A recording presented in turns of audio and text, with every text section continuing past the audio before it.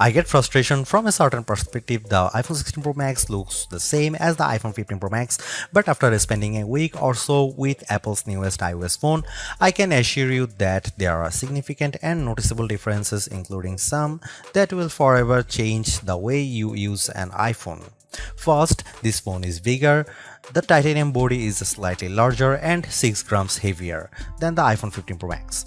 The screen is a hair's breadth away from 7 inches, but the Super Retina XDR OLED screen is larger not just because of the chassis.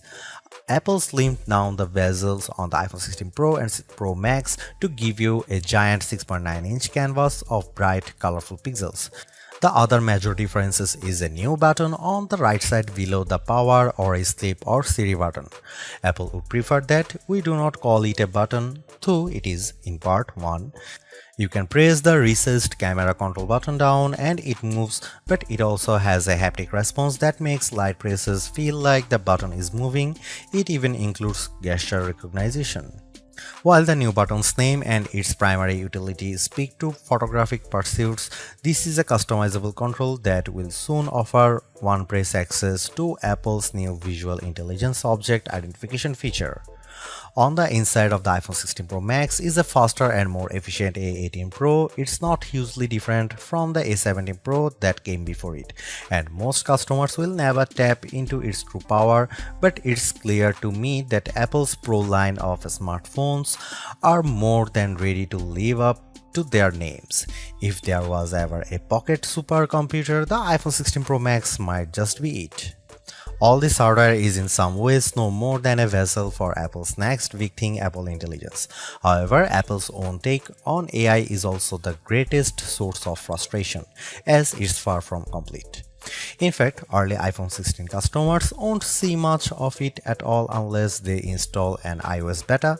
Features like writing tools, a prettier and somewhat smarter Siri, summaries of long emails, and Photos updates such as creating your own memories based on a prompt should show up soon after the iPhone 16 Pro Max starts shipping, but other features are essentially to come.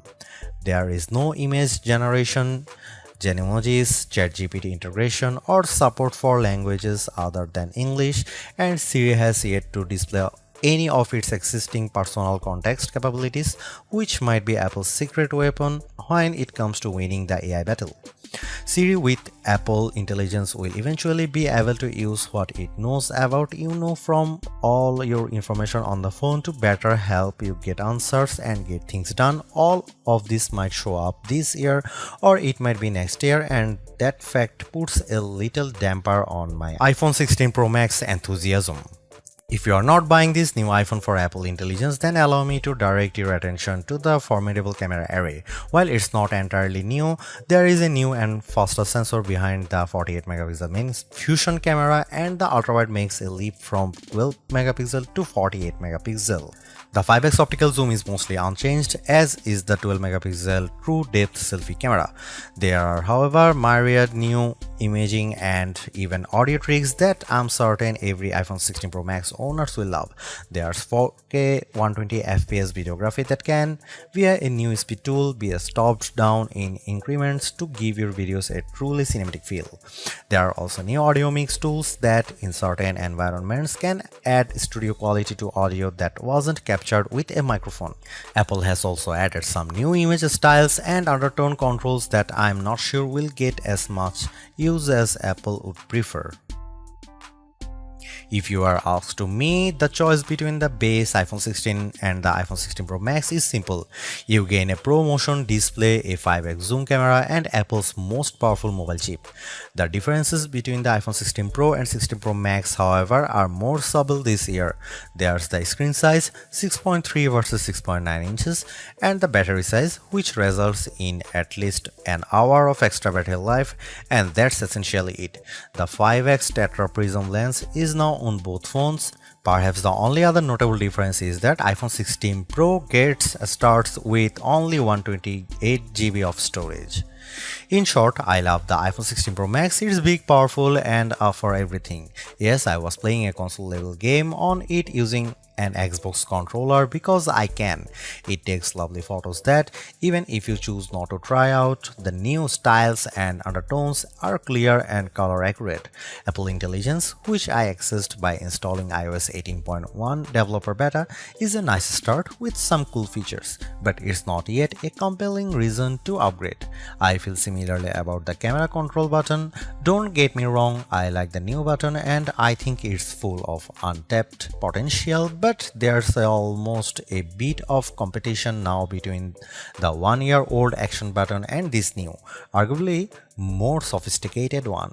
Those who buy any of the new iPhone 16 models will probably get a lot of use out of the camera control button and wonder how they used their iPhone without it. In the meantime, the action button might sit unused until Apple eventually shows it the door. It might seem like Apple's phone design strategy is now why mess with a good thing. In some ways, that's true. The iPhone 16 Pro Max doesn't stray far from the aesthetic first established with the iPhone 12, but also carries forward the myriad challenge made over the last few generations, like the smoothed out edges and new action button which replaced the silent switch on the Pro models last year. Its dimensions are close to those to the iPhone 15 Pro Max but enlarged by a few millimeters here and there. The 16 Pro Max is 163mm by 77.6mm by 8.25mm and weighs 227 grams. That's 6 grams heavier, 3.1mm taller, and 0.9mm wider than the iPhone 15 Pro Max. If you are comfortable holding and using the iPhone 15 Pro Max, I suspect you will have no trouble with the iPhone 16 Pro Max. I can't say the new phone felt substantially larger in my hand, but I do notice the difference in screen size. The bottom edge features microphone and speaker perforations, along with a USB-C port that, with the right cable, can support Thunderbolt 4 data transfer speeds. There's also a speaker slot along the very top edge of the display. Together with the bottom edge speaker, this phone can produce undistorted room-filling sound. Highs are sharp, mids are strong, and bass is good for the device size. Button placement is mostly identical to last year, with the volume buttons and action button on one side and the larger power or sleep or Siri button on other side. They are joined, however, by a new button, camera control, roughly the same size as the power button. The camera control button is a multi-purpose control that can recognize physical presses and lighter presses to enable haptic response and gestures. It offers instant access to the camera and with those other presses and gestures to various virtual millimeter lenses and camera settings. The materials and build quality are once again excellent. Apple used grade 5 titanium on the body over a graphite-clad aluminum substructure. Apple has also upgraded its ceramic shield, which may make it less susceptible to cracks and scratches, although I was quite careful with my 1TB desert titanium test unit, so I can't say for certain if this is the case.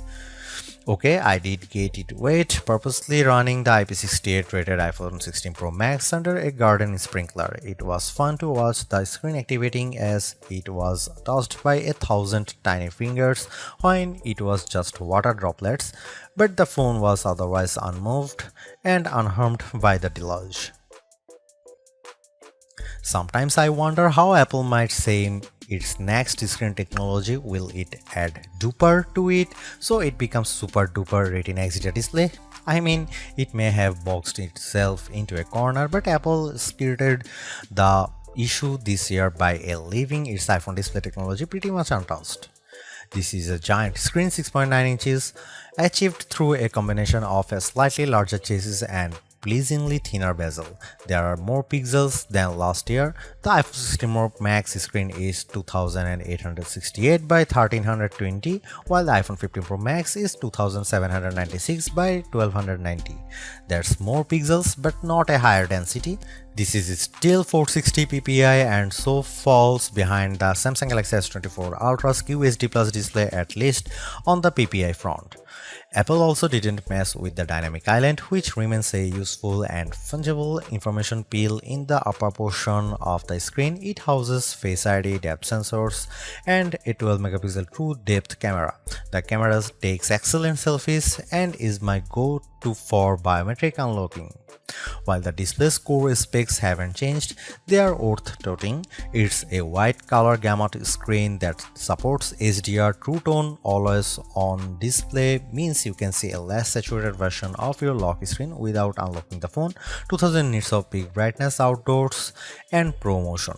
Speaking of which, everything I did on the iPhone 16 Pro Max looked fantastic. I don't even notice the dynamic island when it's inside one of my games, and streaming videos via the likes of Netflix tends to crop out the cutout. I know everyone wants to talk about Apple Intelligence, but it's the changes to the core iOS 18 platform that will have the biggest impact on your iPhone 16 Pro Max day-to-day use. Photos, for instance, has gotten a huge overhaul, and one that I'm not entirely sure makes it better. It's a situation of who moved my cheese, as many of your core features may have shifted or been replaced. The Photos app now defaults to search and collections, which might throw people who are expecting to see their photo library. Still, if they get used to using search for some natural language queries that yield useful image results, they might be pleasantly surprised. The iOS interface is now more customizable, and if you want, you can leave spaces in your app grids. You still can't place an app icon in space that, say, straddles two spaces in the invisible grid, but I think people will appreciate this new level of flexibility. Apple seems a bit obsessed with summarization. Summaries exist in writing tools and in the new Safari, which has a slightly hidden highlights feature.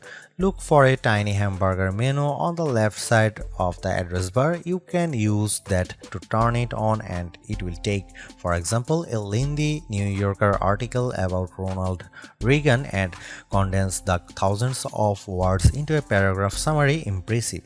So I worry that such a boil down might leave out important nonsense. There's even a new passwords app that consolidates and surfaces all the password feature Apple has previously hidden in features like keychain. Now you have an easy to access app to manage sometimes confusing password and security word. One of my favorite new iOS 18 features is Math Notes. Inside Notes, you can scribble any question, and when you put an equal sign at the end of it, Math Notes automatically solves it and writes the answer in what will look just like your own penmanship. It's a smart bit of machine learning. None of this is as sexy as Apple Intelligence, but this and the myriad of other changes coming with iOS 18 might be more readily practical than what you can currently do with Apple's AI efforts. Apple's 13-year-old digital assistant has burst out of its floating bubble, and now when you summon it, takes over the whole screen. I switched between calling Siri by name and using a long press on the power button to call it, and each time the entire screen was encased in a beautiful multicolor glow. The display almost appears to flash when you press that button, and when you make your request, the screen pulses in response. Siri really seems more alive than ever. This, too, might be the most exciting part of the update. Apple Intelligence features that give Siri access to information about you on the phone to make its responses more contextually relevant are not here yet, nor are app insights that might help dig into applications to enable features and actions.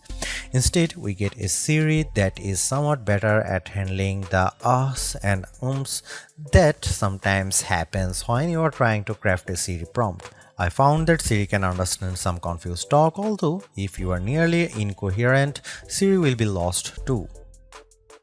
Siri did well on some question and was effective at opening the FaceTime camera when I said I wanted to take a selfie. It also did well when I asked how I could share my Wi-Fi password, returning a concise step-by-step guide. One other nice Siri update is the text to Siri. All it takes is 3 taps on the bottom of the screen to open a Siri window in which you can type in your prompt. It's a nice, discreet way of getting the answer or help you need. Writing tools, which you can find when you type text in notes, emails, or messages, offers to make your writing better in a variety of ways. I'm a confident writer and communicator in email and messaging, so AI assistance in these tasks doesn't appeal to me. There are 2 millions who feel otherwise and may find these tools useful. I noticed how while writing tools offers to make your text more professional, concise and friendly, it does a stellar job of never losing a misconstructing the meaning of your original text. Photos is where Apple Intelligence shines. The new cleanup option in Edit is effective at removing unwanted objects from phone. When I opened a photo and tapped the cleanup eraser icon, it immediately offered to remove a few people from the background of my photo. I wanted to keep them, so I choose an object I wanted to remove, drawing over it. Precision is not a necessity. I drew over parts of it and cleanup identified the complete object. When I took a picture of my wife at an outdoor restaurant, I noticed that you could still see all the cars parked behind her. I used cleanup to remove them one by one. It did a good job. In all, Apple Intelligence shows early promise, but compared Google Gemini and Galaxy AI, it seems a bit limited. Siri still doesn't have that open LLM feel where you could ask it almost any question or solve any problem. There is no AI image generation, not even the promised Gen emojis. It's still an English-only tool, and the promised third-party integration with ChatGPT and potentially Gemini have yet to materialize. It's a good effort, but this version of Apple Intelligence is not the one that will spark a billion upgrades. While Apple hasn't radically changed the iPhone's camera array, there are enough changes in hardware, software, and image processing, along with the aforementioned camera control button to make the imaging system feel fresh and new. On paper, we have just one notable megapixel upgrade, the 48 megapixel ultra-wide camera, which will not only improve wide-angle shots but has a measurable impact on macro quality. Still, even though Apple didn't squeeze a much higher pixel count into the main camera, it did upgrade the sensor and is promising much faster shutter speeds, and the autofocus is now enhanced with dual autofocus sensors. These are the kinds of incremental changes that should improve both the experience of using the quality delivered by the main camera sensor, but they are also hard to measure. More on that in a bit. The 12 megapixel 5x optical zoom is essentially unchanged from last year's iPhone 15 Pro Max. The biggest news here is found not on this phone but on its little brother, the iPhone 16 Pro, which also gets the tetra prism lens. Last year's Pro model was stuck with a just 3x optical zoom camera. Similarly unchanged is the 12 megapixel FaceTime camera on the front. Here are some camera samples of iPhone 16 Pro Max.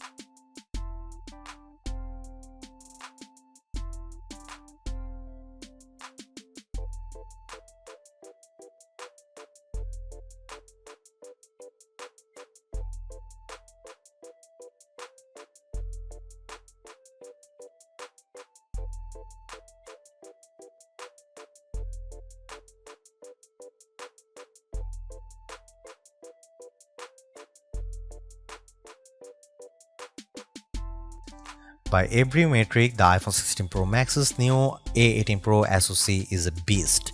It outperforms the A17 Pro and Qualcomm's Snapdragon 8 Gen 3 in most benchmarks, while Apple isn't backing the CPU with as much memory as you might find in, for instance, a Google Pixel 9 or Samsung Galaxy S24 Ultra.